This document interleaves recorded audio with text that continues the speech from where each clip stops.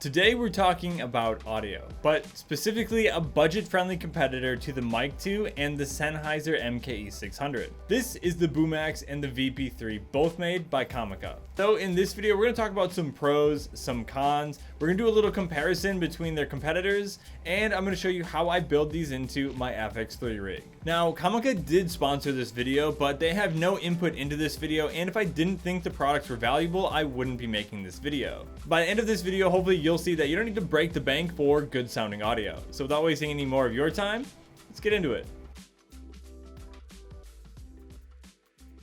This is the Comica BooMax, and it's a budget-friendly competitor to the DJI Mic 2s. It comes in this nice carrying case that looks super similar to the Mic 2s. When you open it, you still get your battery indicators. The transmitters themselves have a 32 gig hard drive and record in 32-bit float. The transmitters also have a battery life of around 10 hours. They have a nice rubber texture, which makes it easy to hold. And around the outside, you have your power button, a noise cancellation button, and your record button. And just like the Mic 2s, they come with a little magnet that you can use to clip on to your clothes. One downside about the magnet is that it does not fit with the transmitter in the case, but there is a spot in the carrying case for the magnets. The receiver itself is a touch screen, so you can change all of your settings there, and you can use this dial to adjust your settings.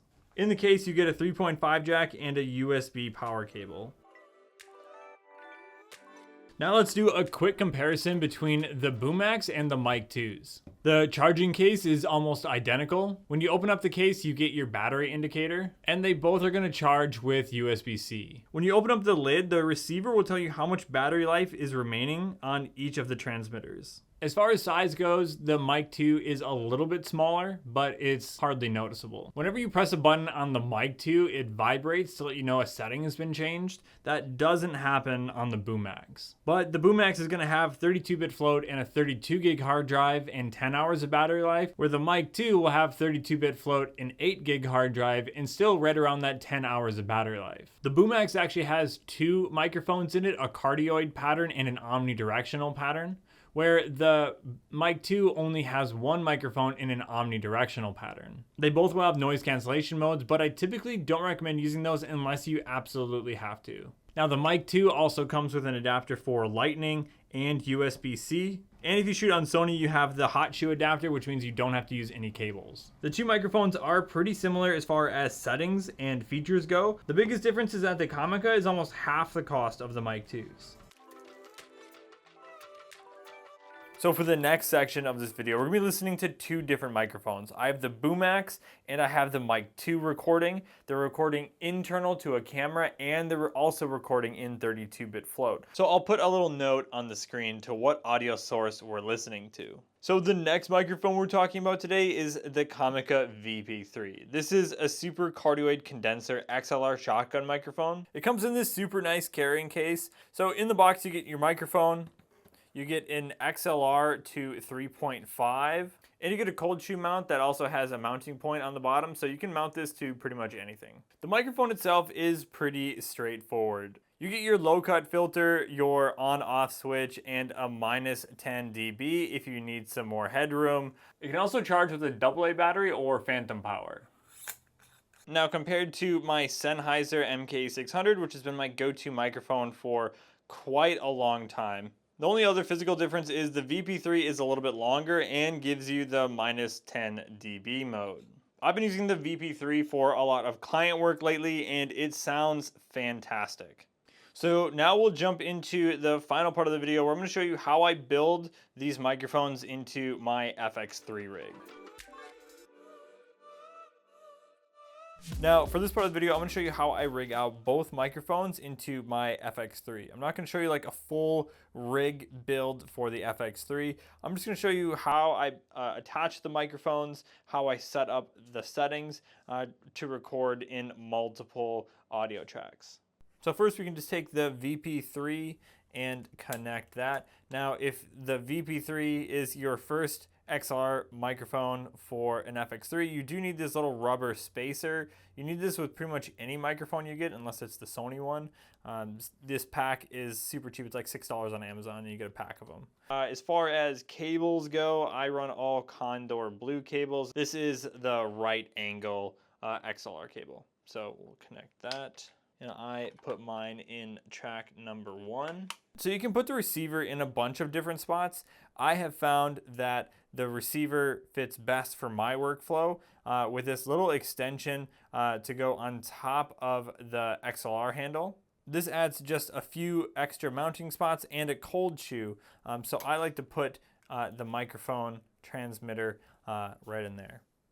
And then I'll just connect this with the 3.5 jack that it comes with. So real quick, in the FX3 settings, you just want to go to your shooting menu and then go down to audio recording. You want to make sure, obviously, audio recording is turned on, but I have mine set to 4-channel. All right, so channel 1 is set to my XLR microphone. Channel 2 I have set at a lower rate. It's also recording the XLR handle. It's just at a lower volume. And then input 3 is going to be the 3.5 jack that is on top of the XLR handle. So you just want to make sure you have that turned up as well. So now after I've taken out that second transmitter, you can see I'm recording in track 1, track 2. That's going to both be the XLR microphone. And then input number 3 and 4 are going to be the wireless transmitters. And then when I'm out shooting with clients, I'll press the record button to record an internal 32-bit float. That way, if something happens here with audio, I'll still have a backup on the transmitter itself. And then you press and hold to turn that off. One thing to note, if you press the power button on the transmitter, it'll mute it, and it displays that with a red solid LED. It's a very similar LED to the record button. The buttons are super easy to press, and I have found that when shooting with clients, a lot of times you hold it with a finger on both sides, so you can accidentally mute it and start recording at the same time. Just make sure that before you start recording that you check and see if it's muted. So what's my recommendation for the BooMax?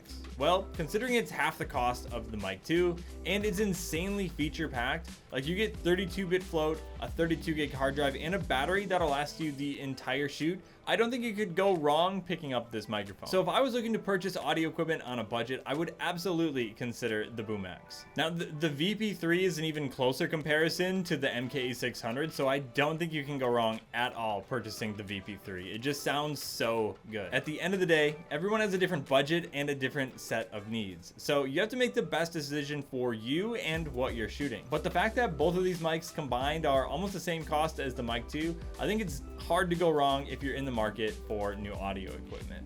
Hey, I'm Dom. I'm a freelance creative based out of Minneapolis, Minnesota, and this is a channel focused around all things photo and video, and what it's like to run a small creative production studio in 2025.